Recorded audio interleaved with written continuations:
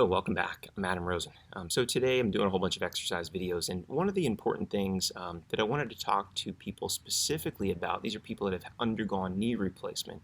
And if you haven't already, whether or not you've had knee replacement or you have arthritis, check out the other videos. There's 3 videos on exercises that you can do at home without any special equipment. But this is something that's very important, and it's called terminal extension. So after knee replacement surgery, there's a bunch of people that can't straighten their knee, and it may be for a number of reasons. So if you do have scar tissue, it's going to be very hard to straighten your knee, and then you have to stretch that area out. But possibly, if you haven't had the ability to straighten your knee for years and years, you may lack the flexibility in your hamstrings, and it may be more hamstring stretching.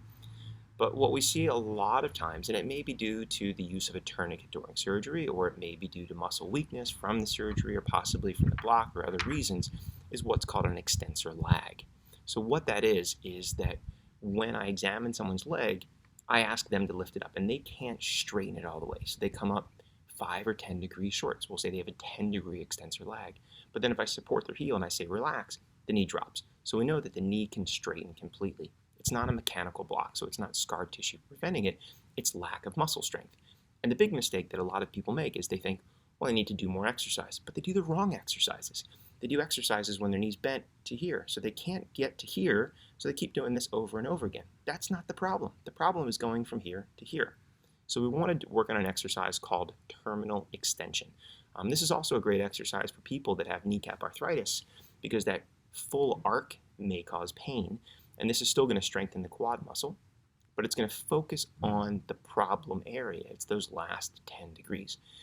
Now, the other important thing to keep in mind, though, is there's some people that may have this extensor lag, but also have something called quad inhibition.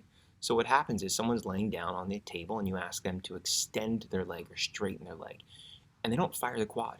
Quad, it just doesn't even wake up. It doesn't fire. And what happens is their butt muscle pulls their heel down. So if this is you, hopefully your doctor has picked up on this, or your therapist has picked up on it.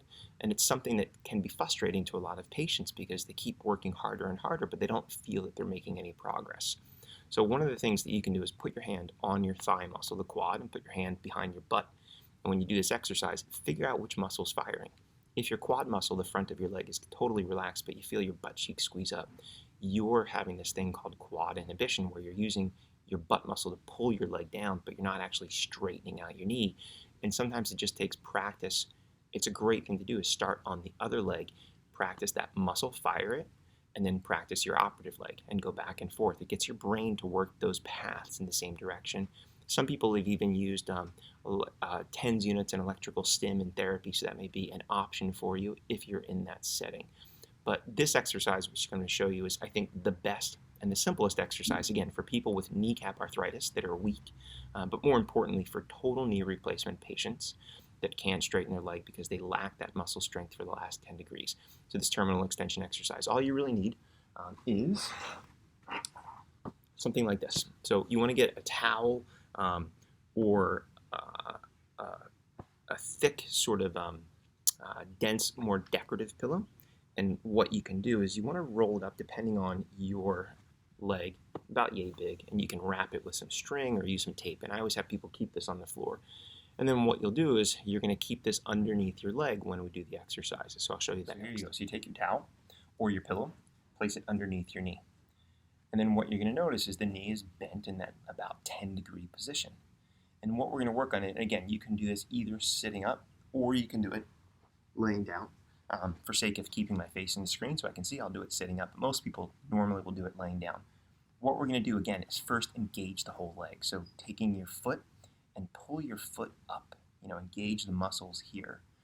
And then you can think of this in a few different ways. You can think of taking your kneecap and pulling it up, or firing your quad, or pushing your knee into the towel or the pillow. And the goal is to get your heel to come up. This now keeps it straight. Because what's happening is people are lifting it and they're getting to here, but they can't straighten it all the way. So by doing this exercise, we're working on that problem area. So again, engage your foot, lock your leg, push up, and you can do this one of 2 ways. You can hold for, say, 10 seconds and then relax it. But again, like you've seen in my other exercises, I don't want you to go up and relax and just let it drop. Go up, hold it, and then slowly let it come down. Or the other option is do a number of repetitions. So we might start with one set of 10. So you got 1, 2, and again, don't let the heel totally touch the floor. Get it close. 3, 4, 5, 6, 7, 8, 9, 10.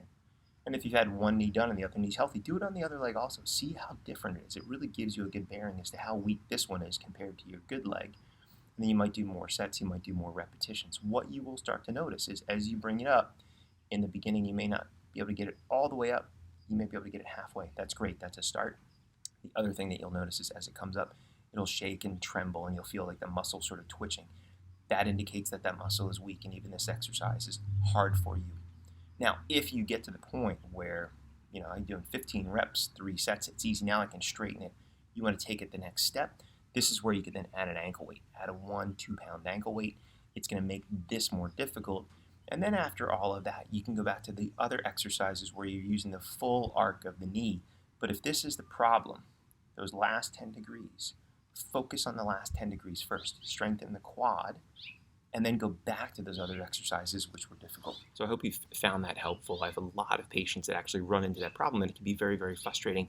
But again, like I've said in the other videos, it's very important. Those first 6 or 8 weeks are so important for the rehab to obtain a good outcome that you don't want to miss this small little subtle finding and then find out months down the road that you're still struggling with stair climbing and other exercises simply because the muscle's weak because you've had this either extensor lag or quad inhibition. So if you haven't already, please subscribe so you'll be updated when the next videos come out about all of these similar topics. And if you haven't checked out my podcast, Your Knee, Your Health, you can find it on all of the major platforms. And it's going to give you a lot more information about things that you may have questions about, which are all the same questions that my patients ask me in the office. So until next time, I'm Adam Rosen. Stay safe.